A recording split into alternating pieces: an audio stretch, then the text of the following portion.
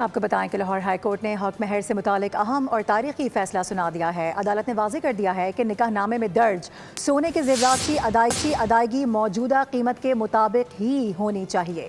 حق مہر میں لکھا سونا سونا ہی رہے گا، مہر مقرر ہونے کی تاریخ کی قیمت نہیں چلے گی۔ لاہور ہائی کورٹ کے جسٹس محمد ساجد محمود سیٹھی نے 7 صفحات پر مشتمل تفصیلی تحریری فیصلہ جاری کر دیا۔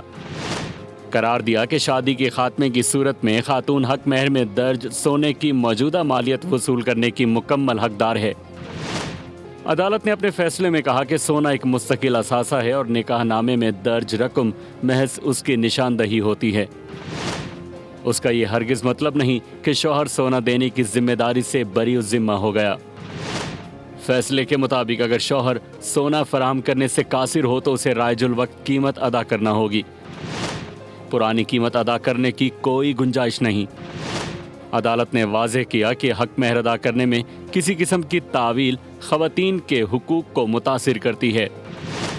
عدالت نے یہ بھی قرار دیا کہ نکاح نامہ ایک مقدس قانونی دستاویز ہے جس کے اندراجات کو محض دعووں سے جھٹلایا نہیں جا سکتا۔ طلاق کے بعد مہر سے بچنے کے لیے نکاح نامے کو فرضی قرار دینا ناقابل قبول ہے۔ کیس میں درخواست گزار شوہر عامر علی نے موقف اختیار کیا کہ نکاح نامے میں 10 تولہ سونے کی مالیت 5 لاکھ روپے درج ہے، اس لیے وہ صرف یہی رقم ادا کرے گا۔ تاہم عدالت نے اس موقف کو مسترد کرتے ہوئے رٹ پیٹیشن خارج کر دی۔ ماتحت عدالتوں کے فیصلے برقرار رکھے۔